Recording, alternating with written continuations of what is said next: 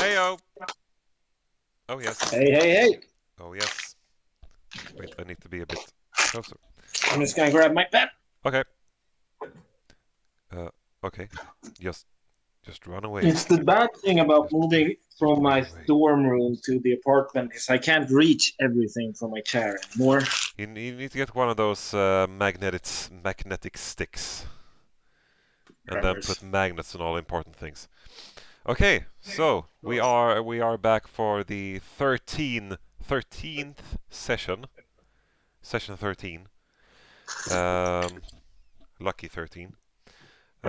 In previous sessions, you found a null layer that was beneath the surface of Swordbreak.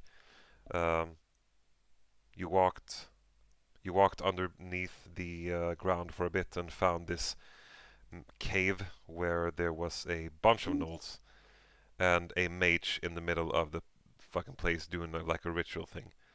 After a intense fight, you stood face to face with Sarlen.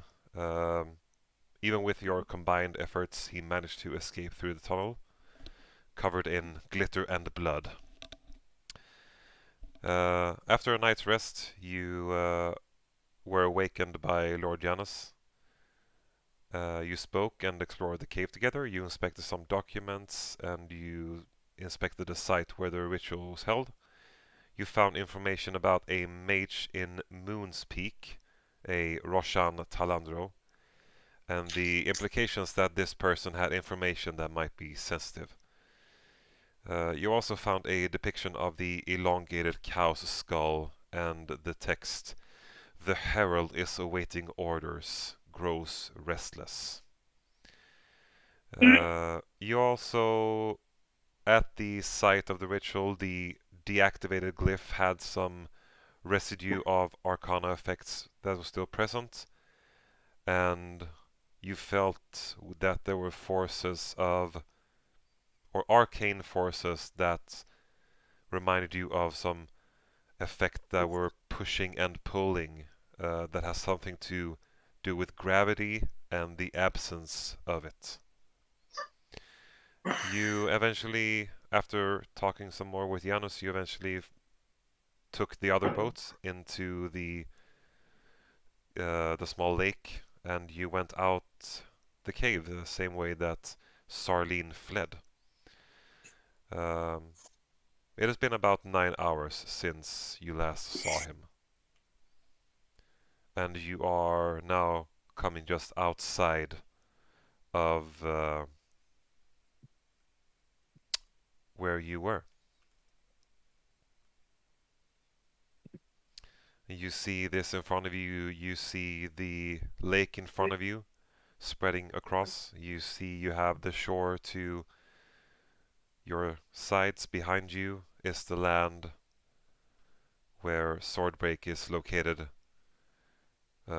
to your right, which would be the west.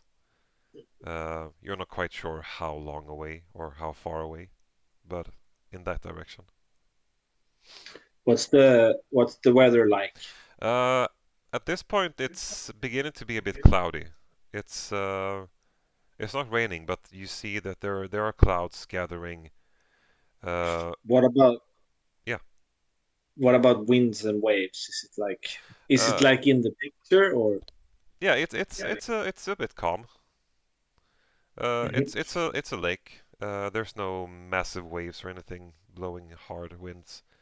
But you definitely see that there's clouds gathering, and from what you can tell, the clouds are gathering in the direction of the Jade Woods, where you met the Herald, in that direction and moving towards Swordbreak.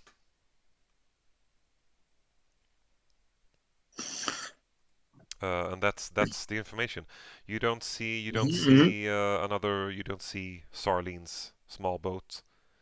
Um, you are in this open space in front of you, and yeah, you're free to do what you want to do.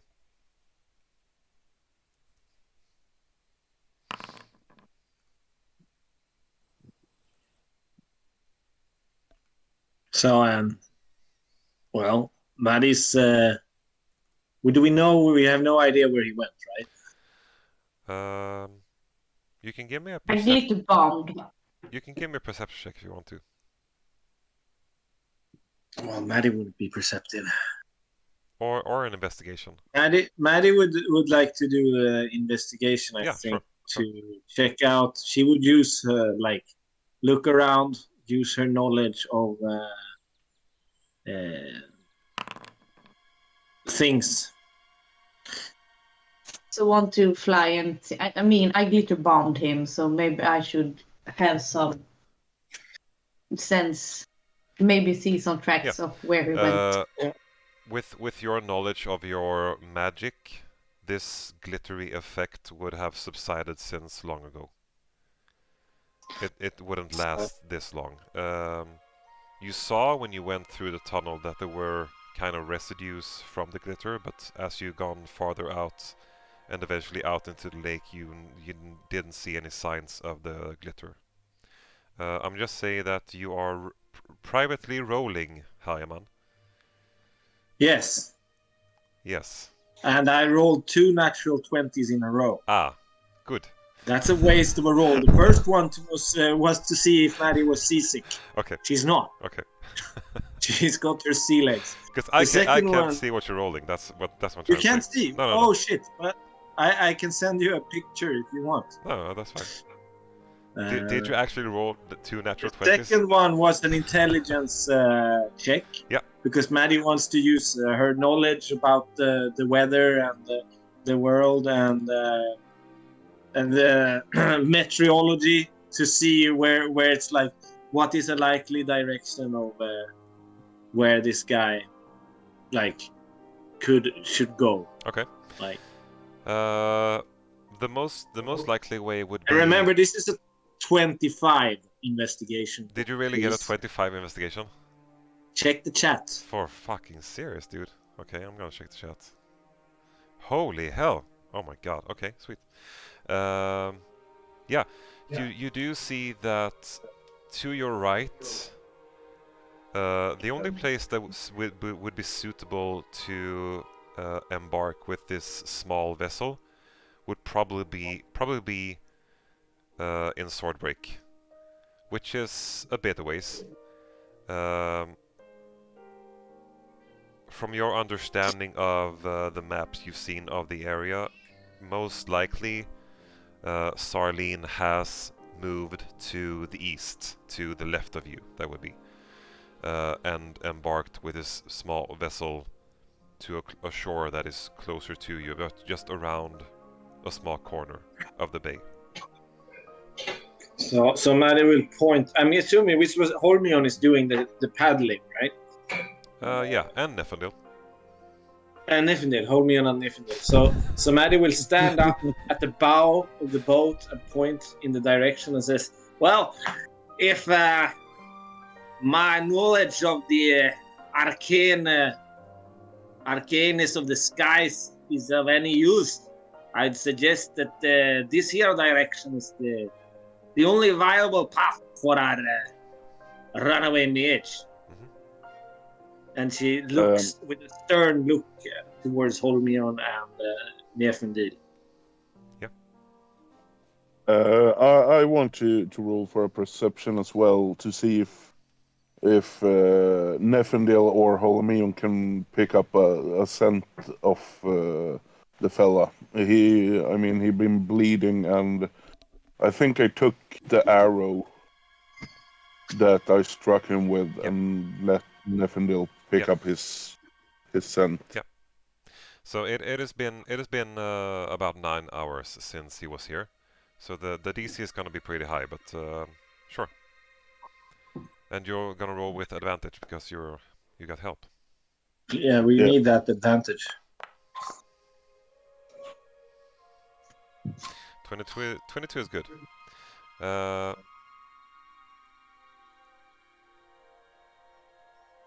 Yeah. As I said. If he had been bleeding and there is blood in the boat and so on, and it's pretty close and the wind is in the right direction, I would say it's possible to pick up, but Mhm. it's up to you. I'll see which way the wind is blowing. I'll see 1 is north, 2 is east, and so on, so on, so on. You said the cloud was gathering in the west. Yeah, so the wind will be blowing. You have the wind to your disadvantage at this point, basically. Okay. The wind isn't helping you in this case. With a 22, I will say that you get a sense, you get a small sense, a scent at least, that he was probably moving towards the east. And when you look around you, you see that just behind you on the cave wall, there seems to be like a small print of blood. Seems like he has been putting his hands to the rock surface, just pausing for a bit. And holding himself there. Like you see there's these small drops of blood there. And that was the direction Maddie pointed That was in. the same direction that Maddie's pointing. Yeah. Which is not the direction of Swordbreak, the other direction. Just to be clear. Yeah. But that's where Maddie was pointing as well. Yeah, sweet. Yeah, so I continue to row. Okay. So are you gonna try to head after this guy? Yeah. Or are you I going guess. to Swordbreak or anywhere else? I mean, this Holimion who's paddling. Maddie has issued a command. It's up to him to follow it. Yeah, Holimion is set on. He's not following the command. He's just doing his own thing. Yeah. Let's But row to the west. It happens to coincide. Okay. I think sorry. Go ahead. Holimion is set on keeping the hunt going. Okay. Maddie is while we're paddling, Maddie will bring up she opens a hatch in the back of the steel defender and brings up some small things and gadgets and tools, and she's tinkering with something in the floor of the boat. Okay. Ace, you wanted to fly up and get a better view? Yeah. So you head up, and where are you going? To see if I see a campfire nearby. Okay, make a perception check.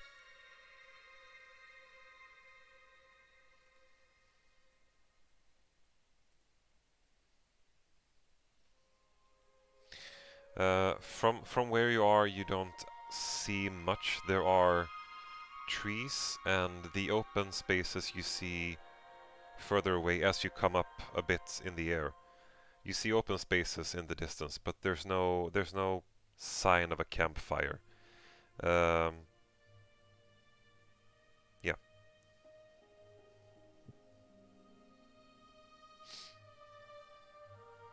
Yeah. I fly down and sit on the boat and go like, I don't see shit. Maddie's humming something around, and then she keeps tinkering. Okay. So you are continuing towards the east in search of his small boat, I would assume. Yeah. Yep. You continue. Or Yeah. any other possible track of him. Yeah. I mean, he could have jumped ashore and pushed his boat out again. Yeah, sweet. You continue rowing, following the shoreline with some distance, just to be sure that you keep good eyes up. Eventually, you come around a corner and you see a bay in front of you, and you see that there's a small sand beach, and you do actually see that there's a small boat that has been left on the small beach. Yeah. Yeah, Holimion will row over to the beach and get off and check the boat. You go to check the boat. You see that you immediately recognize the smell, the scent. It's the same. The blood has dried up, most of it. You see that. You see that the blood that was previously a mix of the red blood and the what's called the black stuff that you saw from the herald. The black stuff isn't there anymore. It seems like it has either vanished or it has just like separated itself from the blood. Okay. Yeah, didn't that black stuff back in the Eight Woods move? Yep.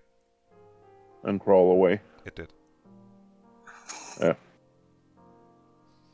And yeah, looking closer at the vessel and at the edge of the vessel, you see that there are blood markings that looks like something thin has been dragged. Yeah. And looking back to what had just happened with the black tarry substance, this would probably be it trying to drag itself out from the blood. Are there any tracks around the boat? Give me a perception or investigation or survival. You decide. I do perception, and I will get help from Go ahead. Niefindil. Yes.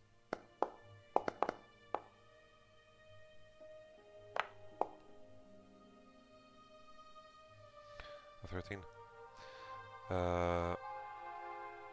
You don't see any obvious tracks. Where the boat is, it seems like the water has washed away most of the tracks, if there were any here. Further in, the ground seems to harden, and there's also grass covering most of the sand. It's hard to make out the tracks, but most likely this is where he left his boat and fled inland. I will sweep the area as much as possible, even inland, looking for not only tracks, but when I notice that I can't see any tracks, blood drops, blood that have been rubbed off on grass and so on. Okay. So give me a survival check for that thing. What is Maddie and Aisha doing? Why am I rolling so fucking Following bad? Holimion. You're following Holimion, okay? I think Maddie was just looking up, but as she sees that Holimion is starting to, yeah, she leaves. She jumps out of the boat, and then she kind of scurries behind with Aisha. Okay. And the small thing you were tinkering on, you keep it with you? She always keeps it with her. Okay. She's constantly tinkering. Sweet. So that's a 10. The further inland you go, the harder it is to actually make out a specific track. It seems like You know, yeah. Aisha is really good at tracking. She's really nature. Okay, this is a survival check.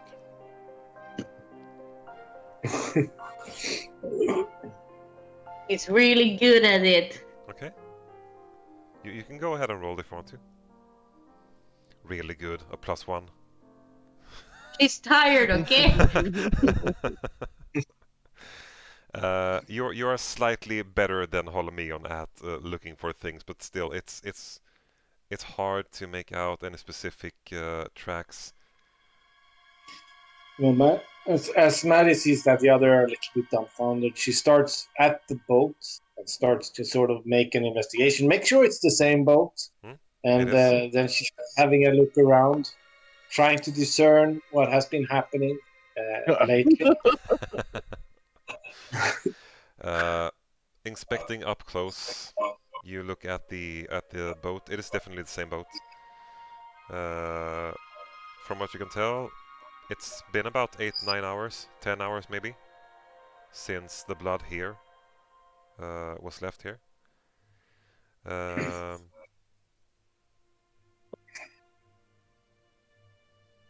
Yeah, as I said, from what you can tell, the black tar that was in his blood before is not there anymore. And you kind of look around to see if you can see tracks of it, and there are these like small lines in the sand, and you follow them for a while before they start to dig into the earth and then vanishing under the earth, just below the earth's surface. So Just So like Maddie small, will just go like up. small, thin worms crawling their way into the mainland. So Maddie will go up to the boat after Aisha and Holimian's been there, and she'll go up to the blood, put some on her finger, smell it. And she's tasting it, and then she does it, spits it out. Well, by the rate of coagulation, I'd say it's been about 9 or 10 hours since he set foot on this here island, or this here shore. And then she says, "Oi, Birdman, have you seen? There might be some kind of track in the sand, because it makes more sense that Holimion would follow the small trace than Maddie. Maddie probably just pointed them out since she's not the tracker." Okay. I get over there and try to see if I can see it. Yeah, Maddie points it out to you. You see that there are these small striations, small lines in the sand. Looks like thin worms had made their way, like 10, maybe 15 of these, has made their way, and then joint forces combined themselves to a slightly bigger version of itself, and then it's dug its way underground, and you can just see it has pressed itself down into the dirt, and then like vanishes under the dirt, and it goes in a northern direction. Where? Sorry, where are we now? So you are you are to the east of Swordbreak. From your calculations, you are somewhere between Swordbreak and Daybreak, which are these two settlements on this small land. So we are on the island. Yeah, exactly. Yeah. I think there's a map. I think there's a map in chat as well. If you look in the chat under in-game info, you see there's a map. So you according to your calculations, if you were to head a bit northeast, you would end up in Daybreak. Yeah. And the wormy thing was heading north. Yeah, kind of just straight north. Yeah.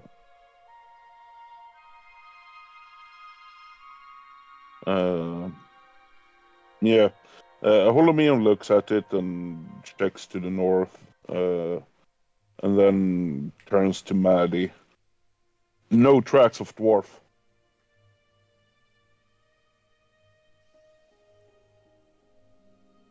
All right, let's head in the.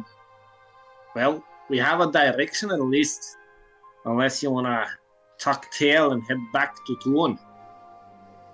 Maddie says, No, and she starts trudging on. Aye, you coming? fairy fly bat woman. She picked up some berries.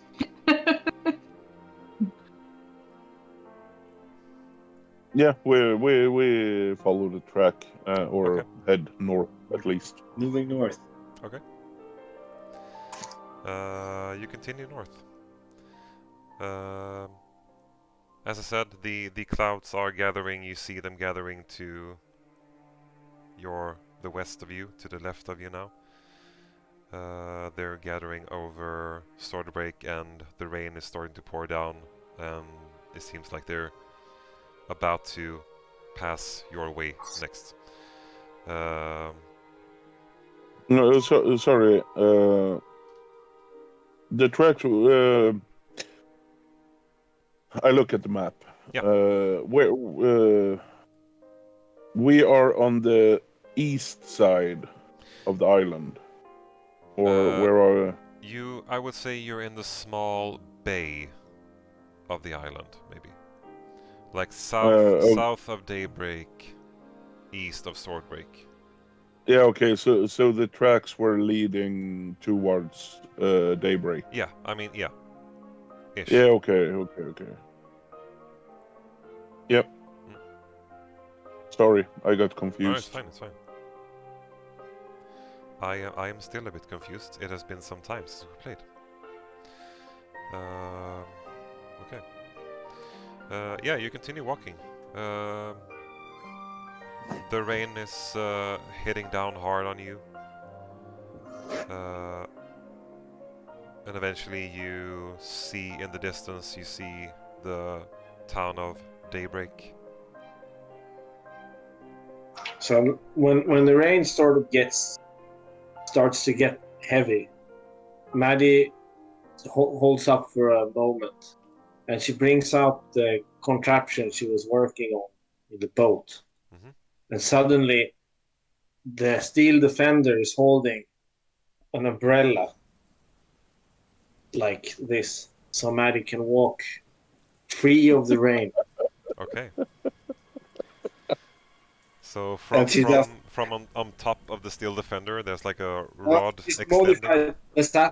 The sap arm Okay. has been sort of modified, so she unscrews the sapper Okay. and puts it in the back compartment of the steel defender, and she puts this she's been working on this fan-like construction with like steel interlocking steel plates, and she's sort of fanning it out like an umbrella, and it's not quite high enough. It's like, what is it, maybe what's it, waist height on Holimion, but Maddie can just fit below. Okay. AJ is hiding under Holomion's beard, taking cover from the rain. And Holimion doesn't really care about rain. It doesn't bother him. You like the rain? It's free drinkable water. Yeah. I would Maddie imagine. Maddie looks at Holimion doing the thing with the tongue, and then she says to the steel defender, "The real madman, that one." And the steel defender doesn't reply. Sweet. Holimion looks at Maddie and says, "Good water." Aye, Batman. Good water, guy. See, I'm just fixing things. Yeah. Matt, Yeah. Go ahead. no, keep going. It was just fooling about. Yeah, go ahead. Full I'm gonna about. save it. Give it an hour or two.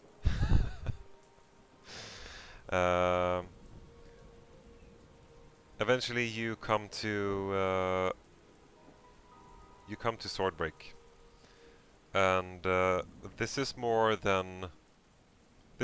than you come to Daybreak eventually. This is bigger than Swordbreak. This is more of a actual town with actual guarded stone walls. There seems to be a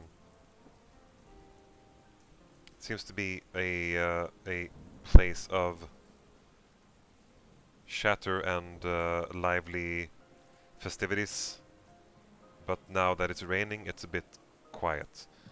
Maddie, you've probably been here sometime before, checking things out. This is a place where you find most things. So Maddie would remember a good place to get away from the rain. Yeah. So Maddie will point to the other guys. Oi!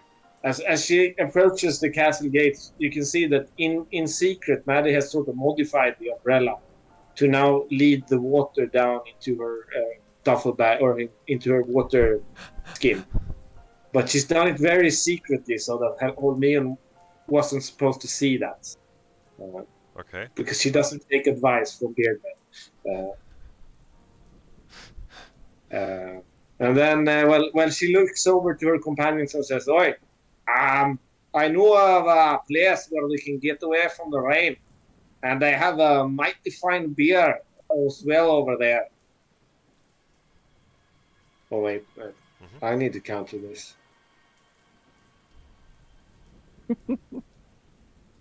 It's sleight of hand.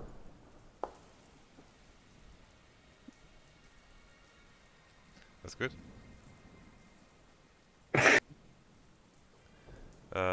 Against Holomion's passive perception, that definitely beats it. He did roll. He rolled. 20 seconds ago. A 21. And you rolled 21. Oh my god. Okay, so Holimion doesn't even understand what he is fidgeting with. Yeah. He sees it, but he's like, meh. Let's see. Nature collects water for you in puddles. You eventually arrive at a gate where the gate is down.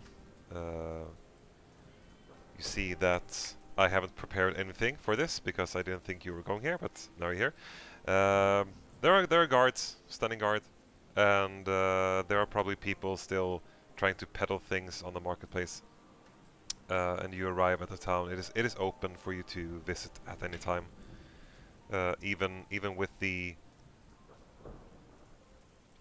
war that is still in the back of people's mind, this seems to be a quiet place that doesn't seem that afraid, like nothing's really gonna happen. That's kind of their state of mind. Right. Maddie, you wanted to go somewhere? Maddie would take the lead towards a good tavern. Okay. That has the best brown ale in town. She's been there before. She helped one of the barmaids get an abortion a couple of years ago after an incident with a young guard. And, the young guard ended up with a broken kneecap 2 days later. Where am I? I can find Holimion. I haven't put you out. Cause Holimion is dead. oh, okay. Maddie put herself out. I was gonna put you in the next scene, so you don't need to fix anything. Okay. Maddie's walking. Oh, Yeah. he's gone. You find your way through town. As I said, when it's raining, there's not a lot of people. You find the small tavern. What's the name of this tavern? It's daybreak, right? So it's the morning race. Morning Race. Morning race, like as in the ray of sunlight. Ah, okay. RAYS. Not as in the race. No, we're not doing a white supremacist episode. That's not good. Morning Race. Morning. It's known for its it's like a semi, so it has the traditional bottom floor, but then it has a east facing sort of patio on like a half roof. So it's on the second floor, but it's like outside where you can sit. Where it's common for people to have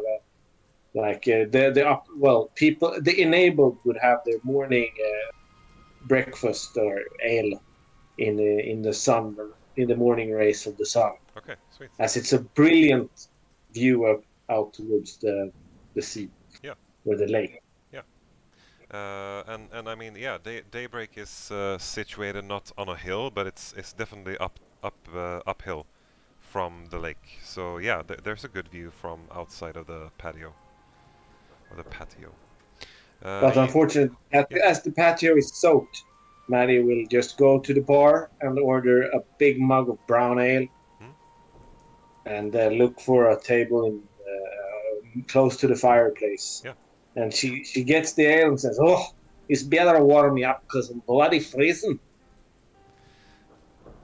You see that inside the tavern, there's the tavern keeper. You see that there's not loads of people, but there's a bunch of people still, and most of them are huddled up near the fireplace. The ones who can't fit by the fireplace kind of have these candles that are on the tables. They have their candles like close to them, trying to keep warm.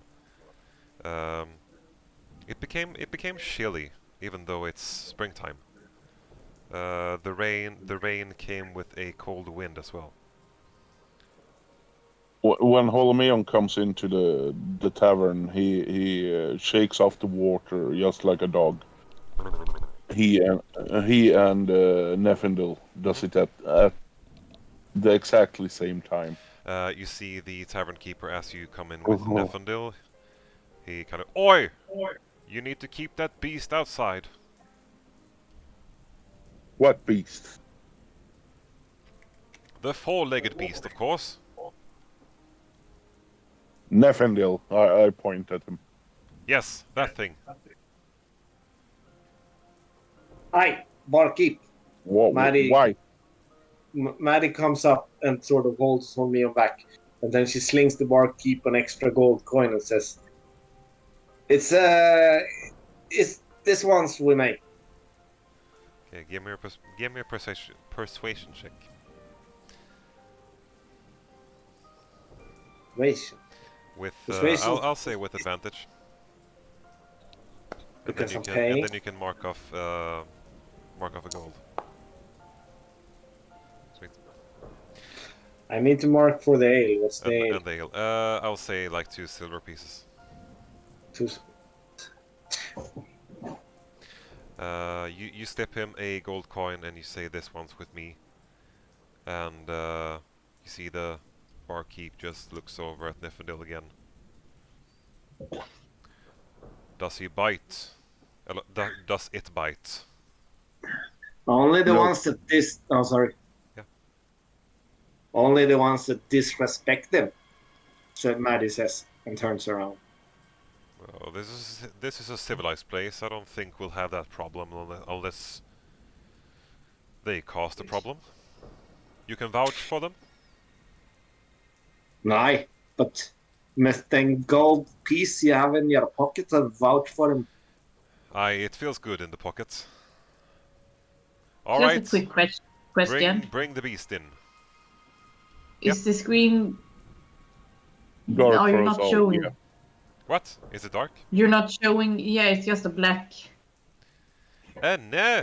rectangle och grått. You have no tokens. I have... Yeah, we have no tokens on the map, so oh we my can't god, see. why didn't you say anything? God dang it. Yeah. Okay, wait. I just assumed I it was felt bad supposed for to be. putting out my token by myself last time. What if you intended to show?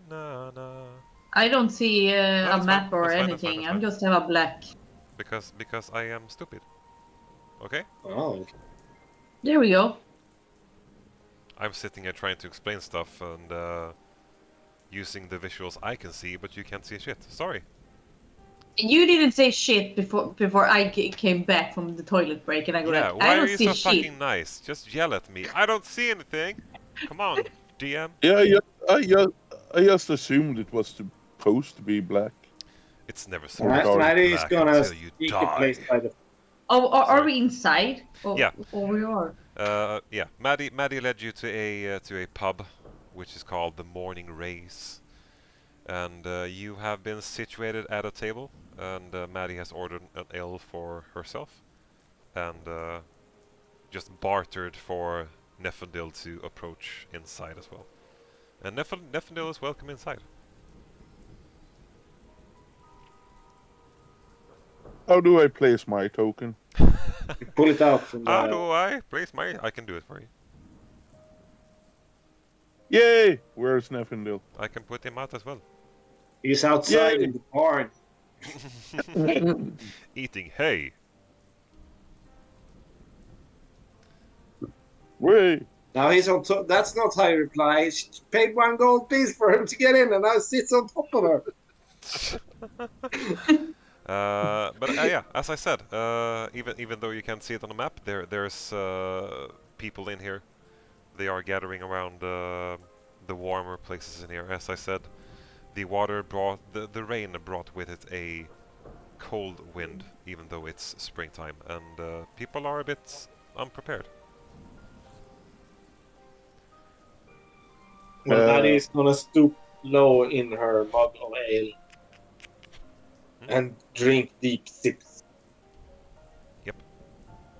Both Holimion and Niefindil spread themselves out in front of the fireplace. Sweet. Uh, Does Niefindil have these like cat-like features when he spreads himself out, just like, poof, Yeah. just like yeah, like a bag of sand? yep. Yeah, sweet. And he starts cleaning himself, and Holimion starts removing his clothes, putting them out in front of the fire. You Is see he that getting naked? you see the He- most of the people around the fireplace, they kind of leave space for you, and as you start to undress your wet clothes, some of them don't actually mind, like they can understand that you are wet and don't want to be wet anymore. Some of them are just there to enjoy like a romantic time. You see these two And gentlemen that's sitting there with a glass of wine each and just looking over at you, kind of giving you a glance, and then kind of slowly scooting away from the fireplace. it is getting too romantic for them. Probably.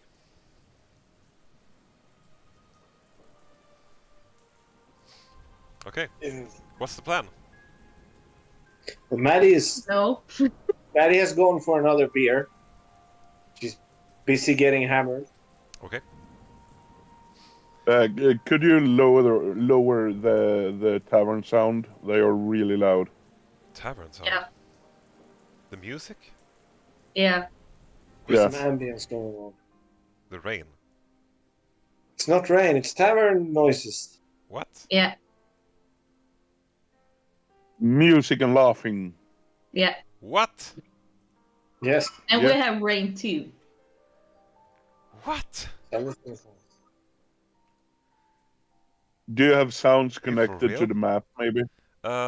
There's probably some sound connected to this map, but oh my god, I did not yeah, know. what's wrong with that? I couldn't hear that. Oh my god, okay. How do I... Ah! So It's okay. sorry. Oh, background image. What? There shouldn't be any sounds. Is this for real, like laughter and stuff in the Never background? mind. Let's keep on playing. Let's keep We have to listen or talk louder. What? Listen louder. I mean, that's not right. That can't be right. What the fuck? Okay.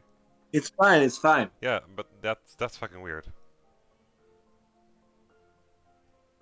Okay. Yeah. I can't hear it. I can only just hear the music I'm playing. Yeah. Yeah, that's Yeah. that's a real wop wop wop wop. Okay. Fucking weird. Go ahead. Yeah, Holimion tries to dry up. Yep. And that's what he will do until he's semi-dry. Maddie looks over to Aisha and says, "Oi, lass, we want, shouldn't you have some of the good stuff?" She says, because she's 1.5 beers in, ales in, and she's sort of gesturing with the cup towards Aisha. Good. No, I don't want to drink that nasty stuff again. It didn't taste It's good. not nasty. It's the good stuff. So the best thing you can have after a battle. It didn't taste good last time, so no, I don't want to drink that. Not about the taste, it's about feeling good, she says. I feel good already. So fuck off! Maddie, Try to smack that big glass away from her with her tiny hands. Maddie looks disappointed at Aisha and Holimion and Niefindil, but strengthened by the 2 beers, she moves towards the bar, and she's looking for someone who's more fun for a drunk person to hang out with. Okay. Yeah. There's definitely more fun people for a drunk person to hang out with. You see that there are 2 dwarves sitting and chatting to each other. You can tell that they're kind of sharing old stories with each other. Where? Can you give me an indication? They're sitting at the bar, and they're kind of just drinking and laughing. Maddie just drops in. Yeah, sure. Goes, "Oi, boys! Ah! What does the last have to do to get a drink around here?" You want a drink, eh? Wait, I've been off fighting a bloody mage in a cave. I've Magic. fought many mages my days. Did you cut off the hands? That's the trick. You cut off their hands. They can't cast magic without them. Maddie shows them her battle hammer and says, "Well, I'm more of beaten to a pulp than cutting with this one." Oh, bloody hell! Well, you crush the bones in the hands then. And you hear the other one. Yeah, crush the skull as well. Yeah, I bet him up bad, but he run away. Ah, coward. They don't dare to fight with the real warriors.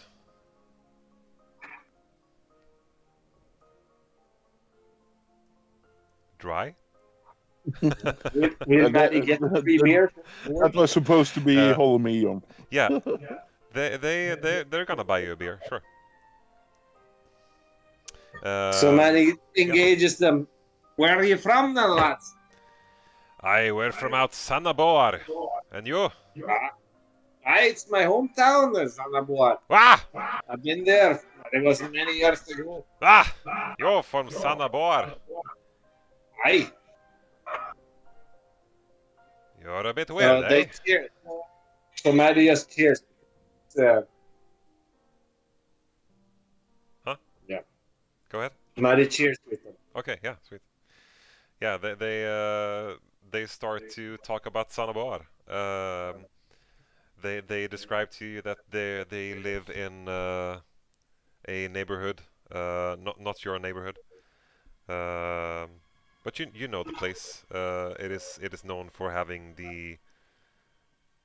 what was it called, like most populated area for dwarves in the space. And they also mentioned that they haven't been there for some time now. They've been out on the road. They are actually out on the road and just playing at taverns and stuff. Playing at taverns. Yeah. So you see that one of them has like this small drum at his side. How drunk is she? Give me an insight check. How Insight. drunk are you, by the way? That's what I'm trying to find out. Okay, so give me a Constitution saving throw to see if you are drunk, and then you give me an insight check, either straight or with disadvantage, depending on what you roll. Okay, so I'll say you're drunk. Give me an insight check with disadvantage to see if you can tell that if he's drunk. Yeah, sure. Even with your beers and your ale down, you can tell that this one is drunk, but he's also seems like he's been drunk enough times to actually know what he's doing when he's drunk. The problem is Maddie's drunk, so when she says the drum, she's gonna go, oh, I thought there were, when I once meet dwarves from Sanabor, they'd be of a real dwarven profession, not some prancing music folk. Prancing, you say? Music is the true arts. You should watch your tongue. You know what I'm speaking. You've been to Xanabar, you've seen the roaring fire of the forges. Aye, but the fires, they keep your face warm, but you need the music for the heart and soul. Who needs the music when you have the sound of the hammer against the steel? She says, and she slams her battle hammer down sideways into the bar disc Okay. to make a banging sound. The one with the drum just kind of looks over at you. Aye, that's not a bad sound, lass. So I say, and Maddie, she's sort of moving on, so she raises her cup. To sound! To sound, aye. Then this guy with the drum, he kind of leans in. What say you, lass? Shall we play one? You hit your hammer and I'll hit my drum. Oh, Maddie's. You see that he's got like ale in his beard dripping down. He's like slobbing all over you, basically. Just like spitting ale in your face as he's speaking to you. I don't think Maddie cares. Okay, yeah. She's fine. Just describing the situation. Maddie probably looks in there. Yeah. Well, she goes, aye, take the lead, I'll follow. Aye, it's a feast! And then he takes out his drumsticks and he starts to bang his drum. Boom, ba-boom, boom, boom, boom, ba-boom, boom, boom, ba-boom, boom. Go ahead and give me a performance check. A 14? 14. We'll see what he gets. Fuck. He starts to drum away. You find this asymmetrical beat that just like widens his experience of music, and he's like, "Aye, that's the stuff, eh?" And then, yeah, you are banging drums. Sweet. Holimion and Asia, what are you doing at the fireplace? You hear this commotion as you sit there and have a cozy time warming your clothes and warming your wings up. You see Maddie at the bar just in a fucking drum battle with this dude, or not a battle, but just a drum performance with this dude, and this bearded dwarf seems impressed by Maddie and just starts shouting like Ronja Rövardotter style as he's drumming away.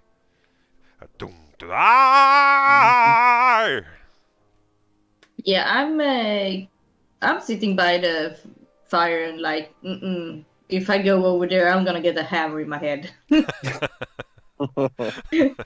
I ain't that stupid. If no one have stopped Holimion, he sits naked. Okay, so are you Right gonna now. dress naked?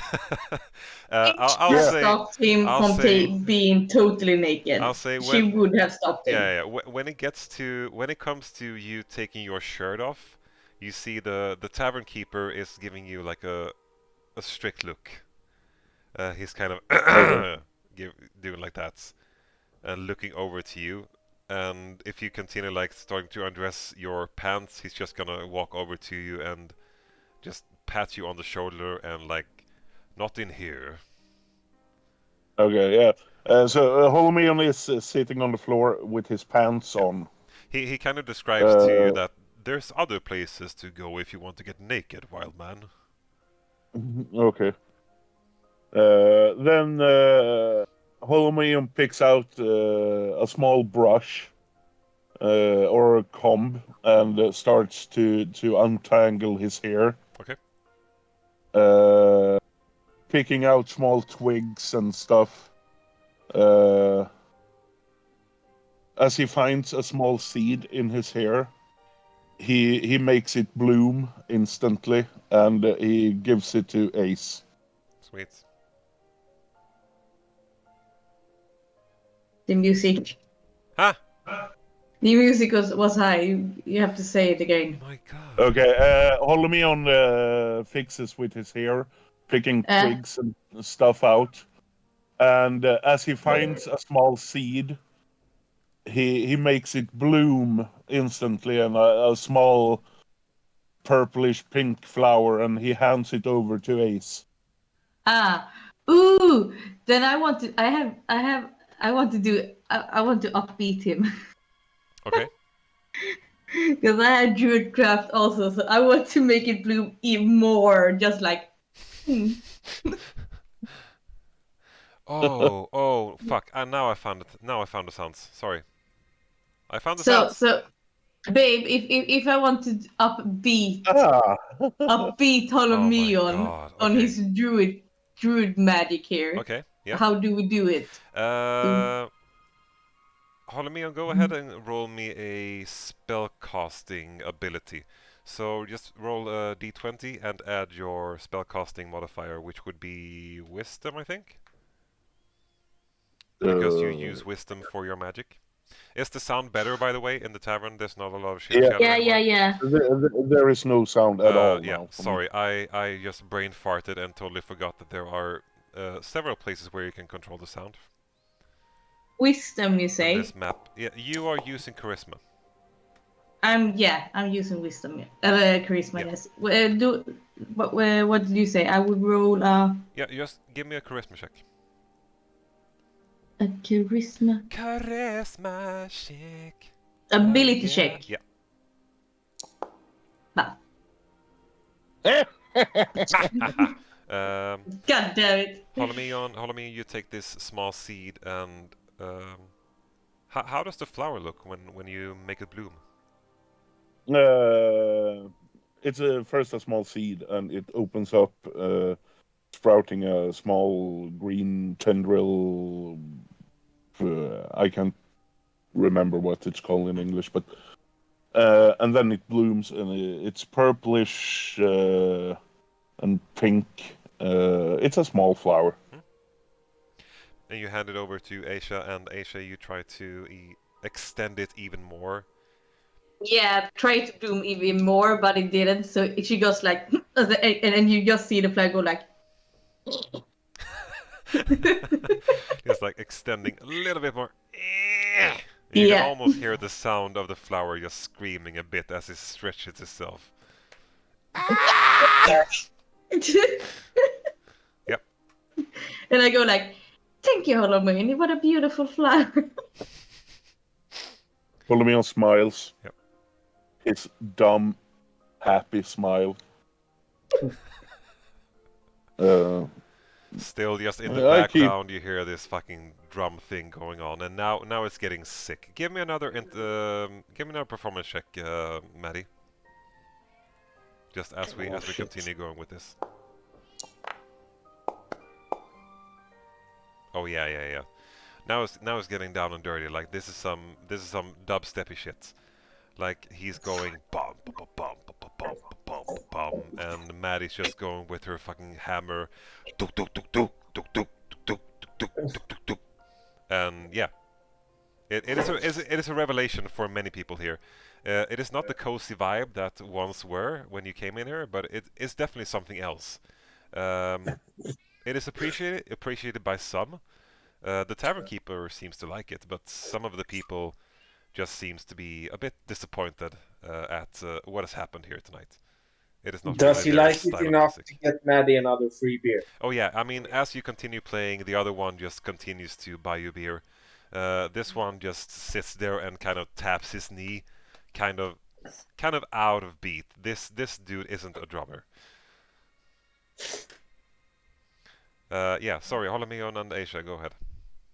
Yeah, Holimion keeps untangling his hair and Yep. beard for a little while. Then he gets bored with it, and it's like half done. As you have done that, Aisha has taken a little bit of glitter and decorated Niefindil so he's glittery, and she styled his hair and put it like in front, like a braid, but it's not laying down; it's just up Oh my god. in his head. Try to making all cute and glittery. Niefindil gives Aisha the same stupid smile that Holimion usually gives. I kind of feel like Niefindil is doing like a cute purr sound as well. Yeah. It's like okay, nice. Did we earn any money, and who took care of the We money? didn't get any money. I don't think you got any money from Lord No, Gant when you met him in the We caves. No, we we did ask didn't because he said we didn't get it before we took the other one down. Yeah, and I also think that you bargained for a price. Well, Maddie did. Maddie did, yeah. I can't exactly remember what happened, but there's some gold coming your way when you complete a specific task that you kind of set out for yourself to complete. Yeah. Which was, I think, getting rid of the Herald in the Woods. Yeah. I think as far as Aisha and Holmion has seen, Maddie has been spending money. Yeah. Like she spent a gold piece to just get because she wanted and just to be clear for her motivations as for getting she wanted it because she paid because she wanted beer and she didn't want to wait for a situation to resolve itself with Niefindil. She just wanted to throw money on the problem and get served. So she has maybe she has doesn't know that. He thinks Maddie likes him. Yeah. I found I have rations. So rations, yeah. Holimion, rations. Picks up some of his energy bar dried meat berry mix. Okay. And eats. And he hands some to Ace, and he also feeds Niefindil. Okay.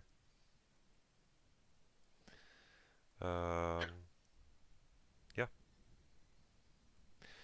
Are you? What are you hoping to do during the evening? Or are you just planning to rest here during the night, or are you kind of trying to move out before evening approaches? Are you looking for information here, or because it's now about becoming to be like afternoon.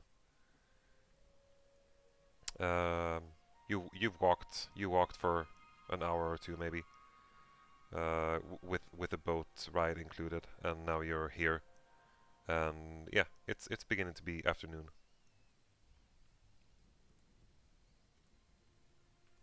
I think for Maddie's sake, she probably had a plan. She did. Her only plan going into the tavern was to get out of the rain. Right now, she has one objective, and that is getting more drunk. Okay. So she keeps playing, banging her hammer because it brings her drinks. Sweet. Any leads? Like, is he here or? Yeah, I mean that's what I'm trying to say. Have you come here also to try to look for leads, or is it just like you came here to take a day off? Or were you hoping to find this We're all dude looking for here? clues, right? Maddie got distracted. Yeah, But I mean she's- that happens. So the only thing you actually know that is that he probably headed north, and the black, tarry, rotten tendrils were digging their way north from the boat. And you headed north, and you wound up in Daybreak.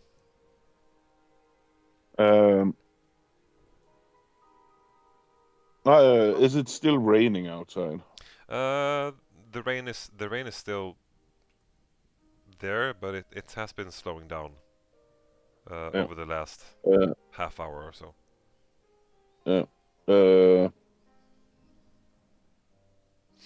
Holimion looks over at Maddie drinking and banging away, and starts to get dressed. I would assume his clothes haven't dried as good as he had hoped, but if it's still raining outside, it doesn't really matter. Yeah, exactly. And then he goes over to Maddie. Yep. The closer you come to Maddie, the more you feel the bass in the bassy vibrations to the core of your being. The drums, I guess, would still be playing. It has gone up and down in both the tempo and rhythm and dynamics, but this dude is still like playing with his hands now, kind of like bongo drum style. And has kind of been talking with Maddie all the time here as well, like asking like, where are you staying and what are you doing here, all that stuff, just like small talk. Yeah. And Holimion approaches as this is happening. I poke her. Maddie goes, "Oi! Birdman! You want one of these here ale mugs? Oi, barkeep, give me one for this, my bearded friend. He's a madman with the bow, this one. A madman! Hunt. Dwarf. Yeah, we are hunting for the good stuff, yeah," she says, and she shoves him a big mug of ale. You see the one dwarf there, he's like, "You're hunting for dwarf, eh? Not me, I hope." Maddie gives him a hard slap on the back and goes, "You got those crazy eyes, wild man." No. Hunt now. "Oi, I don't think you understand." Maddie puts down the hammer and stops banging, and she fixes a slow gaze on, unsteady gaze on Holimion and says, "Oi, I don't know whether I could be hunting in streets tonight. You better." Exactly.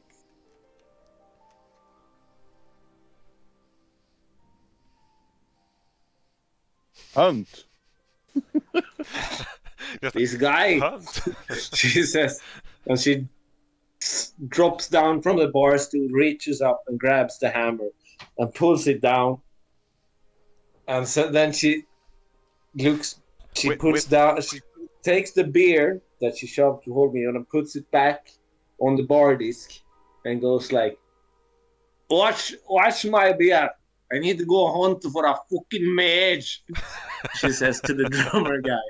And then she follows Holimion out, dragging the battle hammer on the floor Okay. behind her. as you make your exit, they take inspiration from your line of your fucking lyrics, and they're like, "Hunted a mage, hunted a mage, hunted a mage," and yeah, it's going fucking crazy in there. At least the two of them are having a good time, and you make your exit from the situation. Are you heading out in the street with Holimion, or are you staying in the tavern and No, talking? she's following. She's following Holimion. Okay. Hiding behind his beard again. Don't want to get wet. Are you hiding in his beard, you said? Yeah, Okay. from the rain. Yeah, sweet. Taking shelter from the rain. Is it still raining? It's not pouring down. Still like droplets. But you do feel as you come outside, you do feel that the cold air is still lingering, and it has dropped substantially. The temperature. I will use Druidcraft again. Mhm.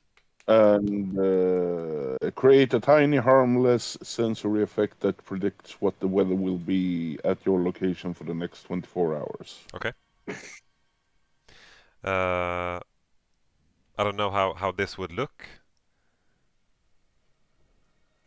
Do you get like a small thing in your hand? Yeah, Like I would say with Holimion, it's way more of an instinct to feel what the weather will be, but okay, yeah. Definitely cold weather and maybe fog. Most likely rain. You don't know quite the amount. It kind of you get the sense that it's about to become a bit wet and a bit foggy yeah, and cold. yeah.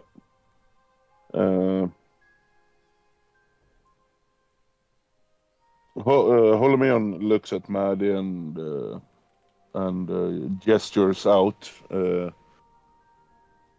into the town.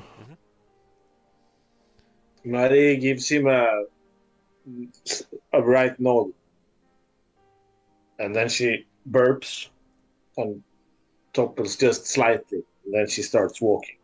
Aye, let's go hunt the fucking mage, she says. And she puts the battle axe like on her shoulder, or the battle hammer on her shoulder. And she walks like this, not like she usually does. Okay. But moving into the town, Yeah. looking for.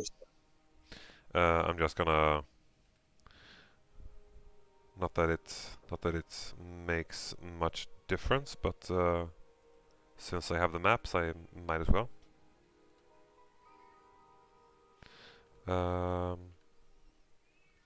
You can also see that even though it's springtime, the clouds that are gathering here seems to cover cover the sun and the light, trying to penetrate through. There are some torches here and there, lighting up the space. Mynta. And you head out on the town square, and there's not a lot of people around. Most of them seems like they're keeping indoors. So Maddie steps out into the middle of the square and goes, "Here, Meiji, Meiji. Come here, Meiji, Meiji. Okay. We just want to talk to sorry. you. No That's one's gonna really hurt you, cool. Meiji, Meiji," she says. You see from some of the windows, you see people looking out into the square here, and just looking like who is yelling, and yeah, I mean no real response from anyone.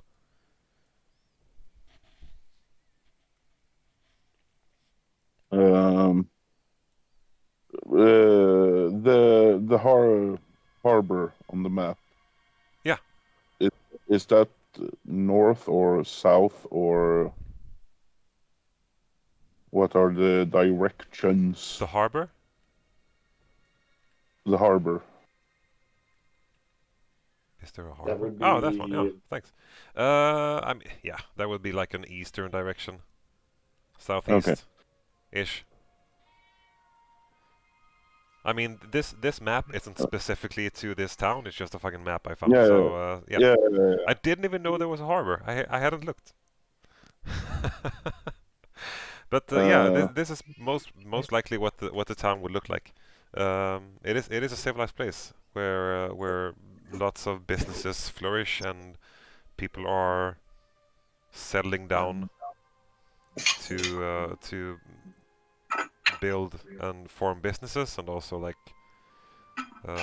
form families and stuff. Yeah, but there's a small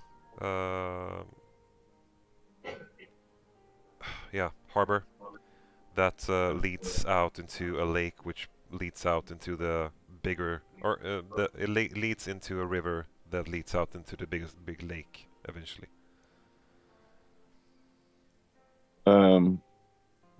Are there any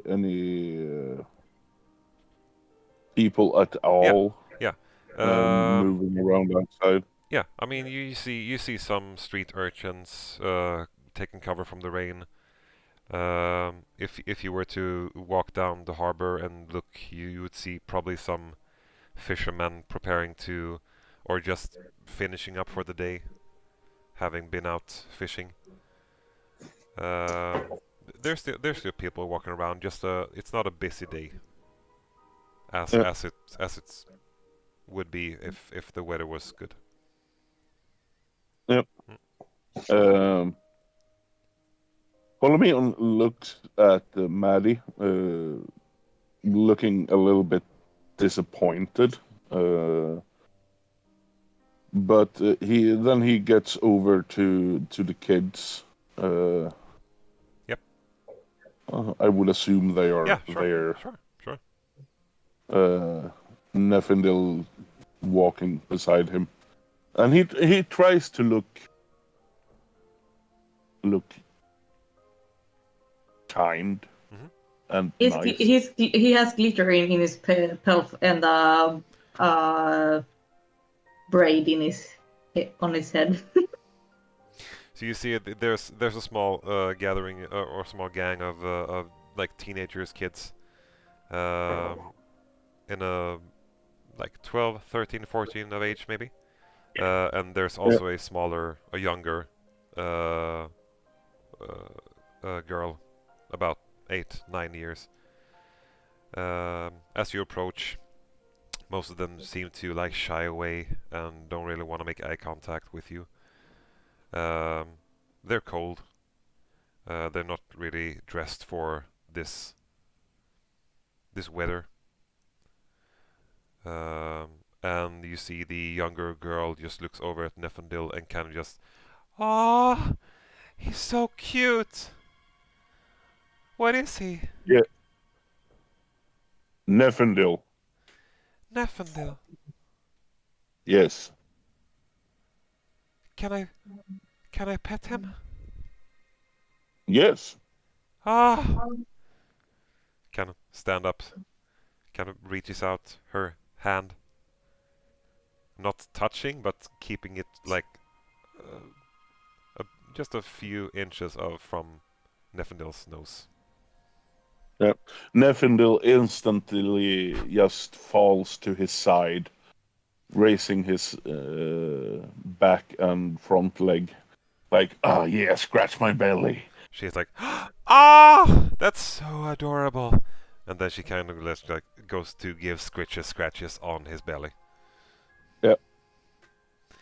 And you can see that she's definitely enjoying both the fact that he's a fuzzy, furry teddy bear, and also that his fur is probably a bit warmer than the cold air outside. Yeah. And she's almost like making him into a blanket that's kind of just keeping her warm as the rain is slowly slowly just falling down.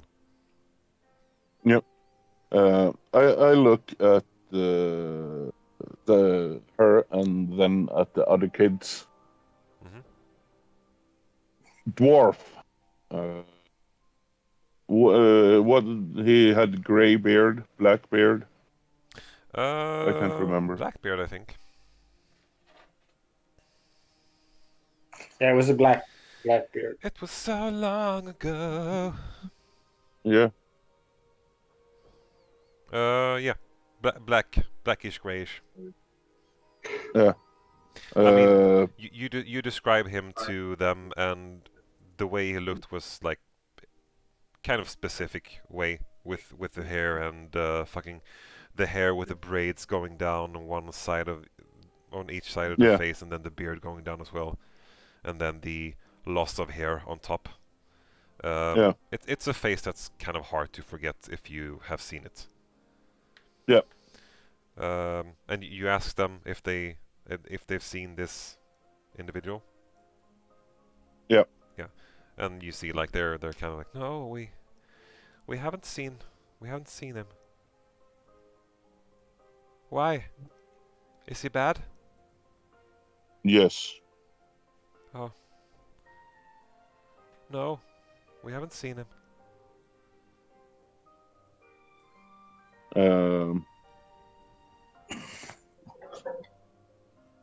I'm just going to check one Oh thing. yeah, check it out, yo. What is Maddie doing? Are you like going house to house, knocking doors, and asking for booze? I can say just as the little kid said, "Is he dangerous?" You could hear from the other side of the square a large sort of ruckus and some Maddie cursing because she has been looking around some crates and she tripped and she now there's like a mess with a lot of crates. And the steel defender is sort of running around in a very confused manner around Maddie. She's like scratching to get up. Wow, fucking mages are bloody beat your hands to a fucking pulp. Is the steel defender just trying to help you up when you fell No, down? I don't think. But it's more like it's trying to follow. Ah, okay. But it's not. It's sort of. It's always trying to help and be around. Yeah. But it's really confused by how Maddie behaves right now. So it's sort of. Its instructions is to follow just behind you to your right, and as you're moving with your unpredictable coordination, the steel defender is also trying to like catch up. Yeah. Okay, sweet. Aisha, are you like with Holimion as he's standing there talking, or are you keeping distance? I'm under his beard, so Okay, I'm yeah, just you're under his beard. listening. Okay, you're under his beard too. Okay. Yeah, I'm just listening. I don't. Are you trying to show- stay? Are you trying to stay hidden? Yeah, Okay, so give me a stealth I check. kind of like it's raining. Hmm? I don't want. I saw what they did. The pet Niefindil. They go to try to pet me also. No, I don't want that. Okay. So go ahead and give me a stealth check. I'll say with with advantage because you're actually getting the help of Holmion's beard, his thick, juicy beard. On 11. We'll see. I'm gonna roll like a perception for the group. Yeah, they can't see you. Good. You're well hidden from their purview. How many kids are there? 4. Four. Sorry, 5. Yeah, four of them seems to be a bit older, and one of them just a young girl. So a total of 5.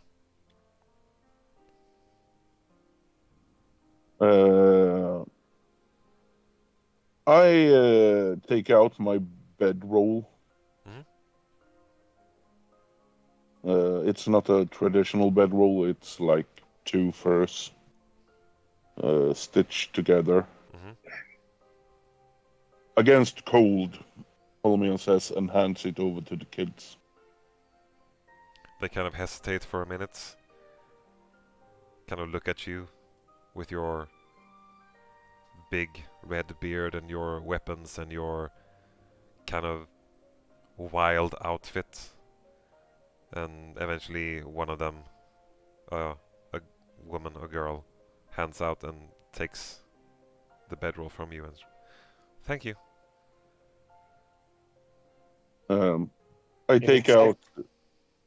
Sorry.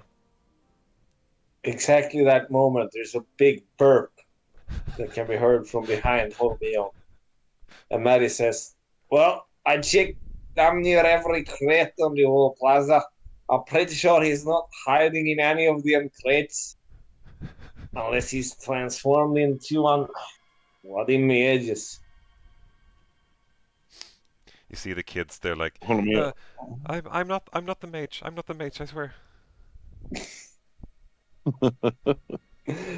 Maddie does not hear or pay the child. She doesn't notice the child. Okay.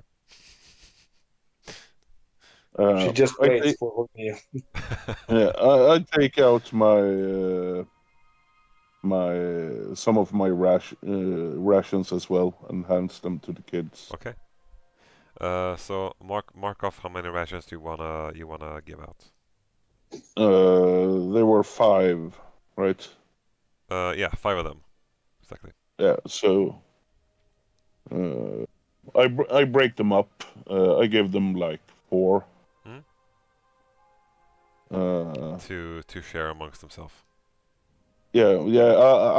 I split them to share them. Yep. Evenly. I give the kid, the small girl, a little bit bigger. Okay. Piece. She looks up at you. Being cute helps. Yes. Yes.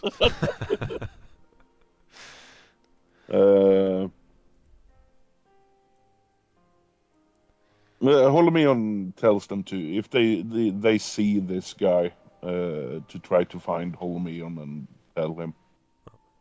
The girl who took the bedroll from you can we just ask like, where can we find you if we see him? Don't know. Somewhere. Maddie shoots in from behind. The morning rise in. We'll be living in one of the rooms. Unless we find the fucking mage. And then she trails off. Okay. In this direction. You see the young woman again. She's like, as a token of our appreciation, I'll talk to my friends tomorrow. Maybe they've seen him around town. Thanks. Then I'll. Yeah, I try to find someone else to ask. Okay. Yeah.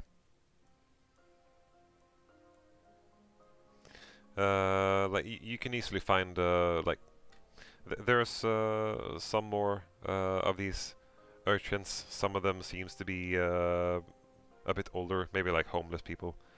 But they kind of just keep to themselves. You get the feeling that they don't want to have anything to do with you. Yeah. But you could see any suspicious one as I'm hiding and looking between. If you see anyone suspicious. Yeah, someone that's acting weird, like they got something going on. Like you can see Maddie running around. Yeah, but I know her. She's crazy. Except for Maddie, I mean, give me an insight check.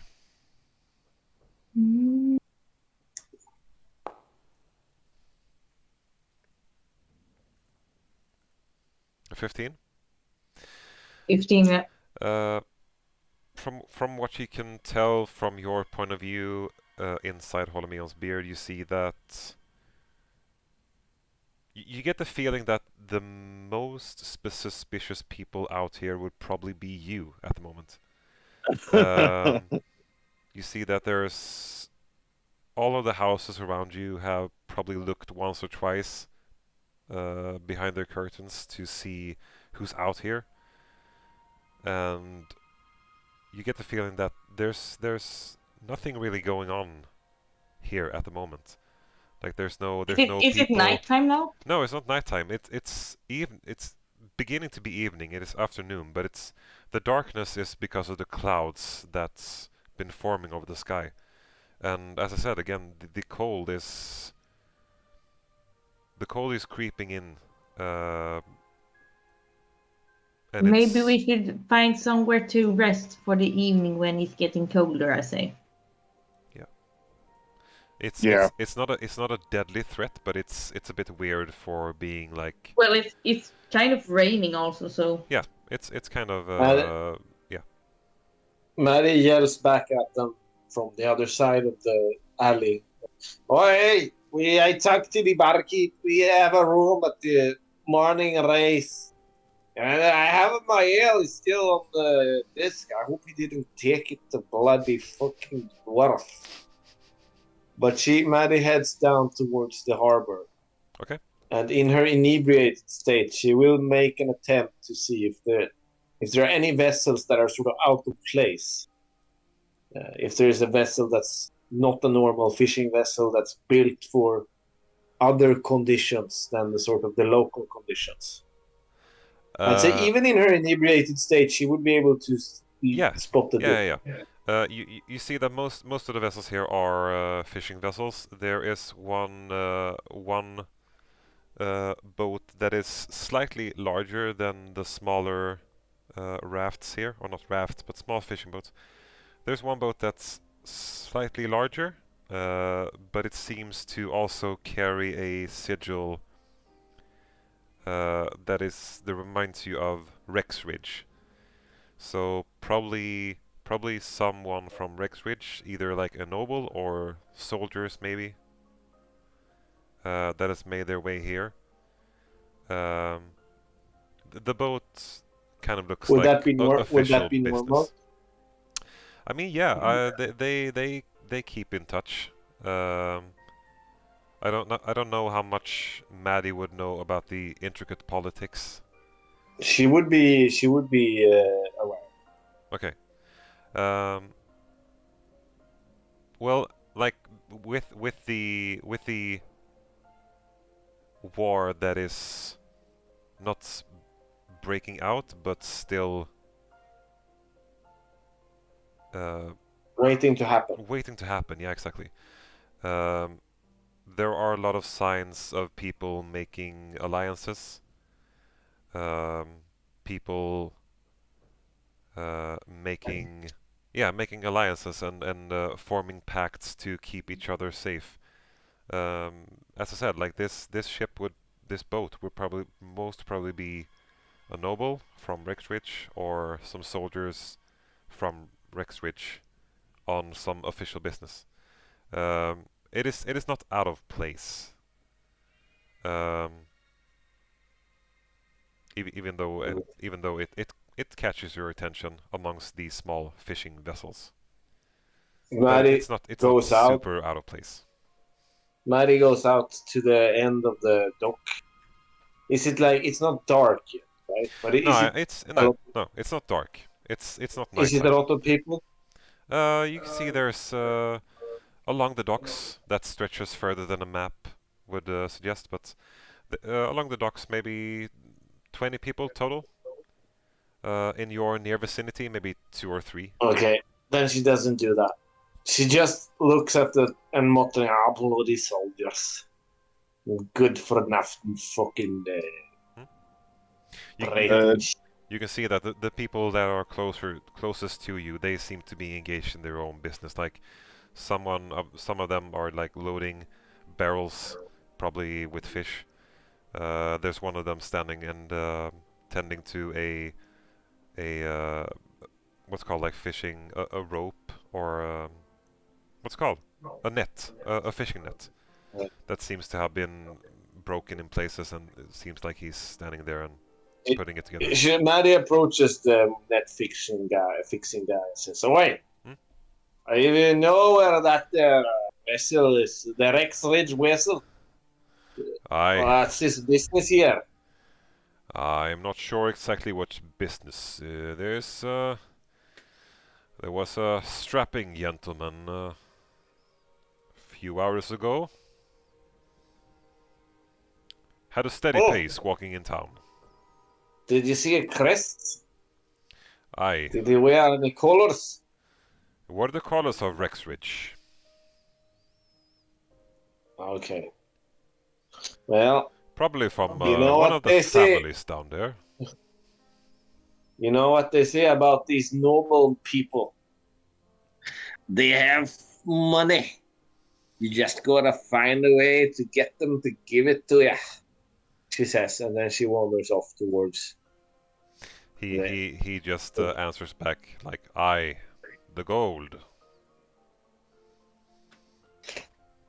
Did I can't remember who figured it out, but did that person share what the ritual spell was about, pulling and pushing? It was Aisha that kind of figured that stuff out. Did Aisha share it? Yeah, I would assume so. Holimion stands there looking out over the ocean and then to the sky. What if Mage pulled weather? Right. Can I do an Arcana check on the weather to see if it has any? So our Arcana checks in general are facts and knowledge about magic. But if I want to try to like, is this inciting the magical weather? Sure, give me an Arcana check if you want to. I'm gonna say like, the DC will be high. Maybe you get something out of it. You probably need some sort of spell to figure stuff out regarding the weather. It's a bit, yeah, it's a bit whimsical to try to figure stuff out. My God! Didn't you roll a natural 20 for Arcana next the last session as well? Yeah, you did. No. Yeah, you did. Trying to figure out the things. Yeah, I got 24. So before I answer him, I go like, try to feel it. So what? Is it natural? Or what? I mean, you've only been here for a small amount of time compared but to... I know that the magic that he left behind, kind of that feeling. Yeah. So, and Holimion asked if the weather was connected to the mage. I'll say with a natural 20. Or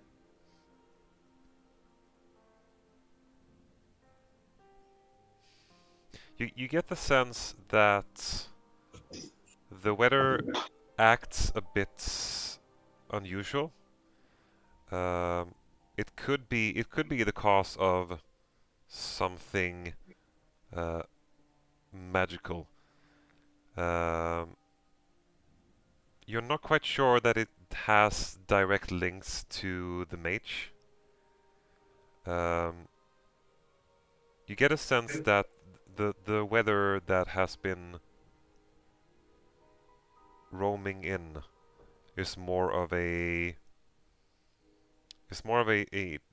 dark force than a direct connection to the pushing and pulling gravity stuff. Like this would, my God, applause. This would probably be more down the line of something with dark intent. More towards a curse than maybe something of magic. so I'm poking my head out. If that makes any sense, like, yeah. Yeah, kind of. I poke my head out from Holomion's beard, and I go like, yeah, this weather is not natural, and I don't see really a connection to the maze dude, but it's not. It can be a curse because it's giving me a bad feeling. This weather. I'll say it like this also, like I think it was Holimion that kind of figured out from which direction the weather was coming from, or maybe it was Maddie. But the weather was coming from the direction of the Jade Woods, heading this way.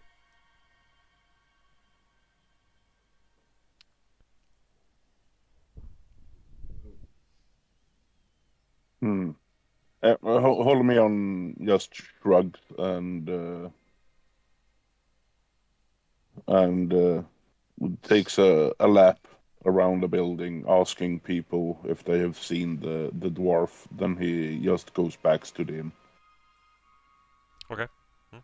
If he doesn't get any lead. I mean, yeah, you ask around. The fisherman kind of just greets you, and then they tell like, no, we haven't seen this guy that you describe.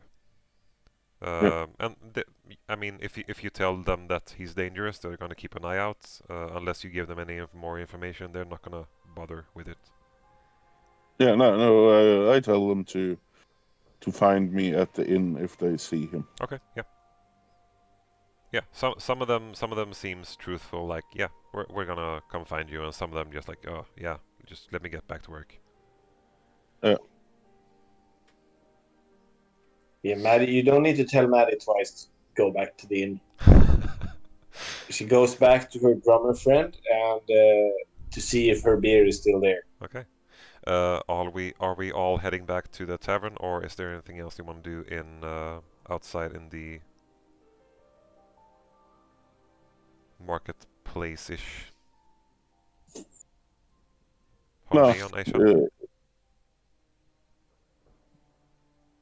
No. Niefindil takes a dump. Right outside the door. Sweet. Well, it's better than inside. Yep. Okay, so that's where Holimion too. Yeah, exactly. You head back to the tavern. The dudes at the bar are still sitting there. He has stopped playing the drum. He's kind of just sitting and enjoying the after groove, and kind of just still drinking his ale. Your ale is still sitting on the bar. You get the sense that it's a bit lukewarm. Human. Maddie goes straight up to the stool and says, "Oh, you're a dear, my friend. Thank you for keeping us safe." She says, and she goes into... Yes, young lass. We missed you. We came to the climax and you were gone.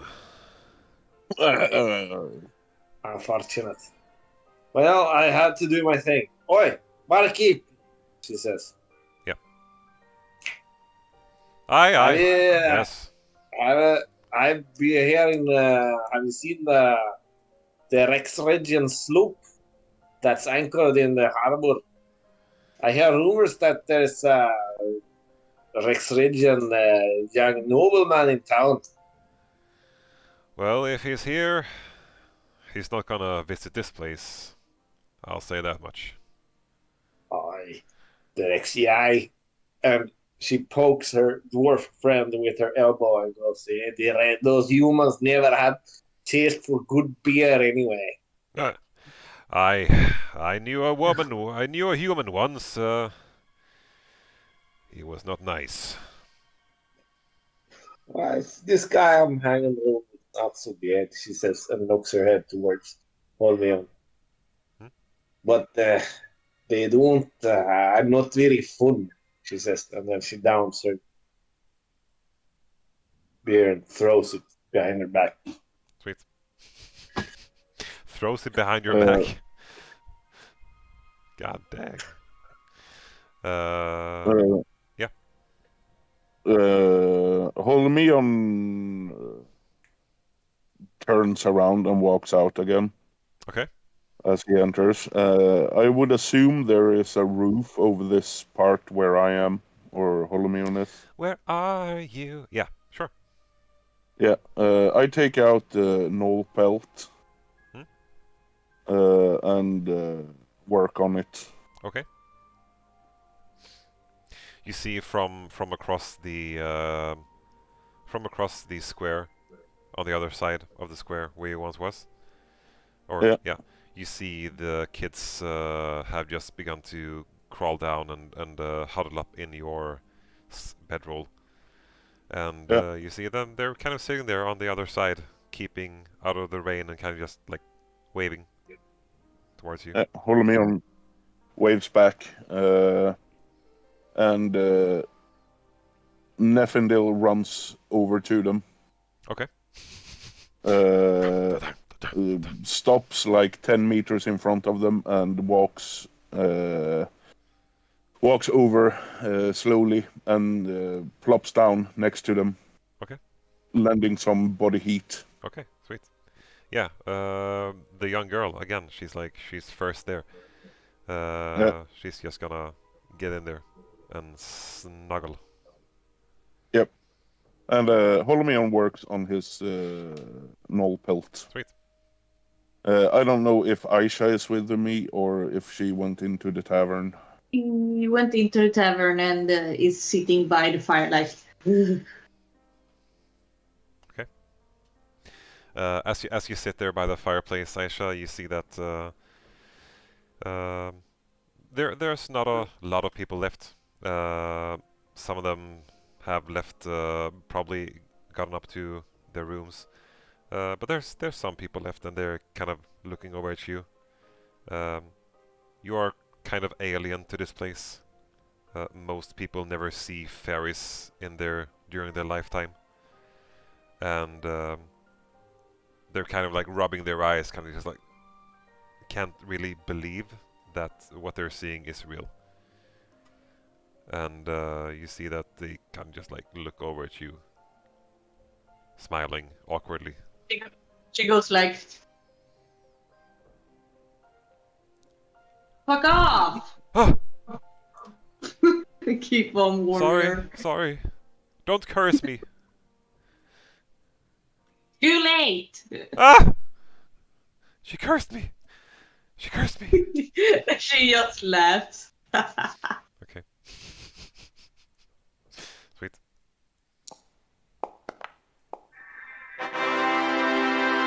What's with the rolls today? Is this for the pelt? Oh, Yeah. Okay. I remember Did you note down rolling- how many pelts you gathered? I think it was just one, maybe two. I can't remember, but I know I took the big ones. Yeah. And it went not that good. Yeah. But I managed to get the like the back and the face. So yeah, the big one, the big one's pelts you have been kind of cleaning with the help of the rain, because there's still like brain tissue left in the pelts, kind of just like sogging up, and you're kind of just like with the help of the water from the rain, you clean it up and make it look pretty nice. If I remember correctly, I've been reading up a lot on like Native Americans' ways to make food and prepare pelts and stuff. I actually think I read something about that you use brain. You mush up the brain and rub it into the pelt or leather Because of the fat. Soften it up. Yeah, because of the fat. Yeah. So I don't clean off the brain matter. Okay, I rub it in. Yeah, you rub it in. Yeah, sweet. But I patch it up, repairing holes and stuff that appeared when I took the pelt. Yeah. So I guess it looks okay-ish. Yeah. It looks better than before. It was kind of burnt before. It kind of looks okay. Yeah. But I work on it. Yeah. I guess it will take a couple of hours. Yeah, sure.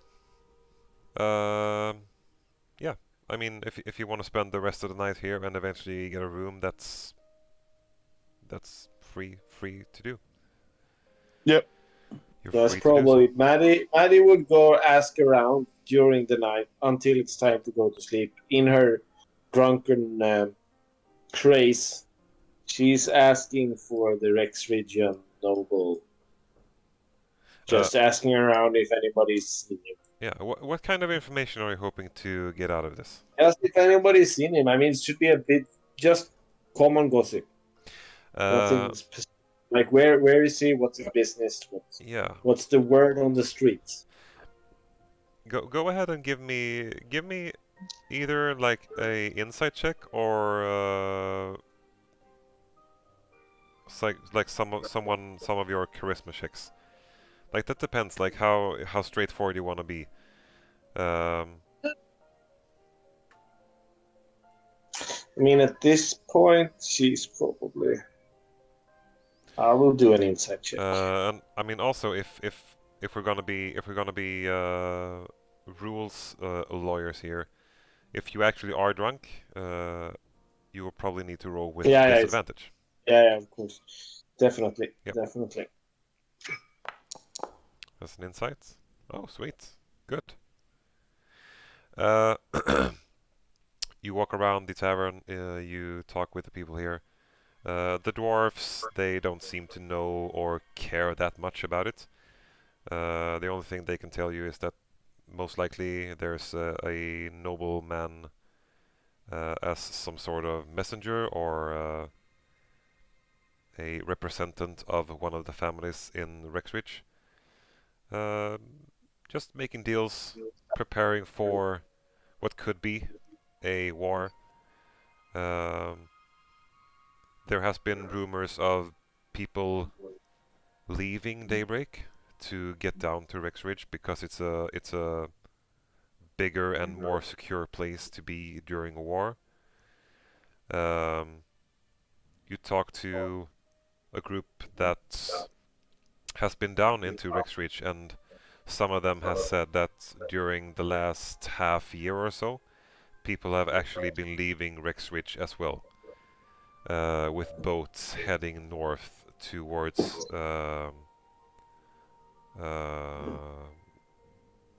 what's his face? Where Kettle is from. Sorry, I forgot to totally. Where who's from? Kettle, Henkes other. Ashmouth. Yeah. There are islands to the north of the or northwest of the kingdom that is kind of just out into the ocean, and they're kind of living a nomadic, peaceful lifestyle. There has been rumors that during the last half year or so that people are leaving Rexridge as well and heading to Ashmouth. Just to seek harbor and to get out of the possibility of a war. It's not on any map I've sent you. I think I can send you a new map, but this is a couple of days, maybe 5 days or so, with boats to get to Ashmouth. I actually think it's more. Yeah, might be more. After drawing the world map. Yeah.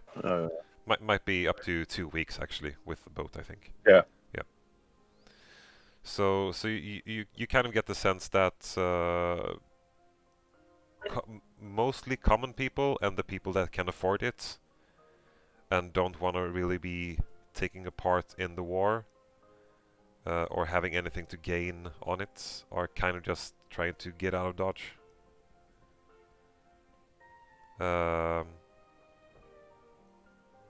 You got a 20 on your insights. You know that. You also know that. 17. Yeah, sorry, 17. Yeah, 17.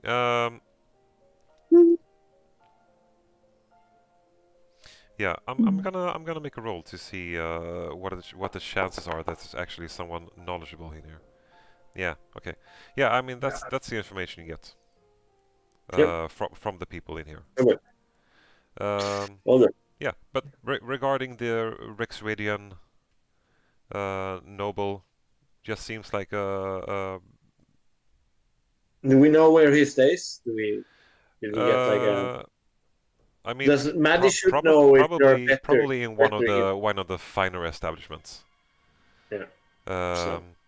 There are a couple that would be up to the standard of a noble, of one of the finer families in Rexridge. And yeah, it's quite luxurious, based on the standards that are here in Daybreak. Okay. Right. I think Maddie is heading up to her room. Yep. Who is paying for the rooms? Maddie, I assume. Well, she's paying because she's the one who's been keeping tabs. Okay. How much is it? Yeah, that's what I'm gonna check.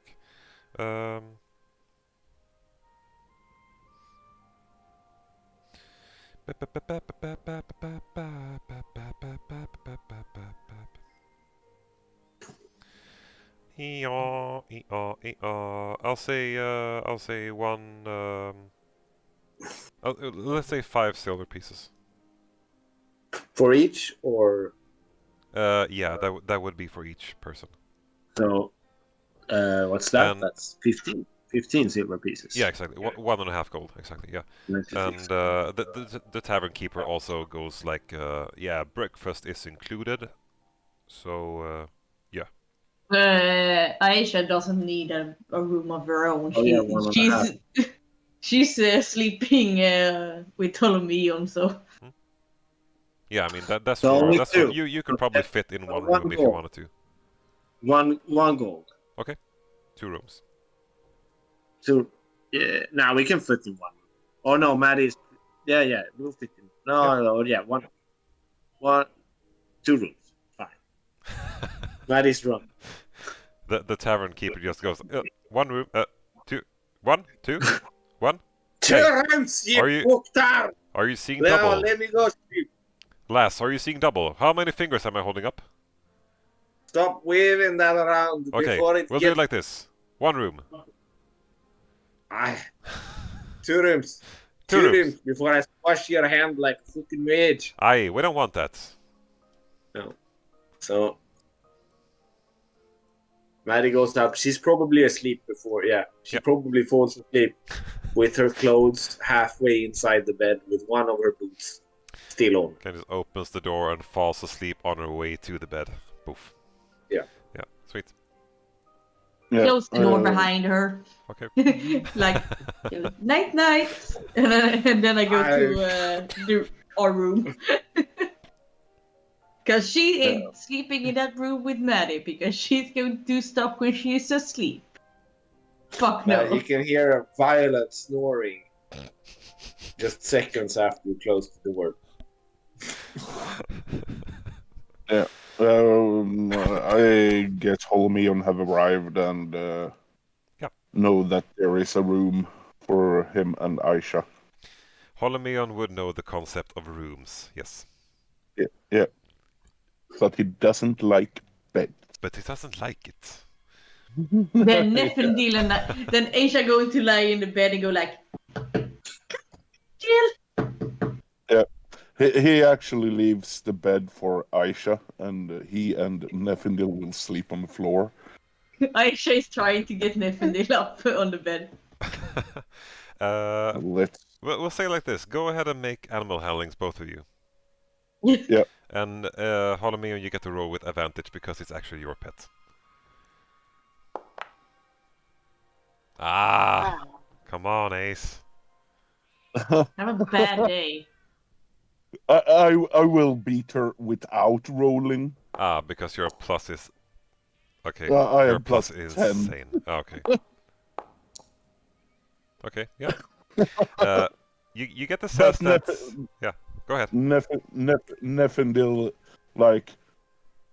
He has one of his animalistic quiet talks with between Niefindil and Holimion, and Niefindil is like, yeah, I know I shouldn't, but it looks kind of good. And Holimion is like, okay. So Niefindil jumps up on the bed. Sweet. I take the blanket over Niefindil and me and cuddle up like he's a teddy bear and go like, Yeah. hoping he will not roll over and kill me Yeah. in his sleep. This would actually be like a large human with his teddy-sized companion, the fairy. Yeah. Yep. Okay. Sweet. Holimion looks at the floor and looks at the bed and looks at the floor and is like, maybe I should try it. So yeah, he goes into the bed as well. Okay. After undressing. Squishing Aisha somewhere in the fur and the beard.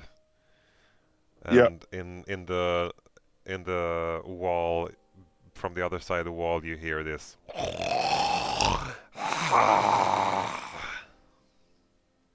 It's a lot of fur, body hair, and pungent smells of unwashed half-elf body. Nice. Yeah, he have taken a couple of baths during this adventure. Actually, he's been swimming. I thought you were about to say during his lifetime. I actually cast her flower druidcraft and stick it right under her nose. Okay, sweet. Discreetly. So she doesn't. So all she got to smell is flowers. Sweet. Okay, so as Maddie has fallen asleep and is having her violent snoring, dreaming about slaying mages with her large battle hammer, during a awesome fucking epic drum duo with her new friend, who you actually haven't asked the name of. I don't think, at least. No names Doesn't necessary. Like let the love speak for itself. Yeah. And eventually you fall asleep and you all regain spell slots and stuff. And if you have spent some, you take a long rest. And yeah, I think that's where we're gonna stop, and we're gonna continue with you waking up in this beautiful space covered Just with before- fur and beard. Yeah, go ahead. Just before we fall asleep, I used Druidcraft, and I'm going to use it 3 times. First, a puff of wind under the blanket, then the sound of a fart, and then the faint odor of skunk. My God. Ew. And then I blame Niefindil. Yeah, we're gonna do sounds for that one. And then you blame Niefindil? Yeah. Such a bad friend, yo. Okay, that's where we're gonna end this session, and we'll continue next time. Thank you so much. This was a blast. I'm glad to be back. Glad to be back. Yeah. Sweet.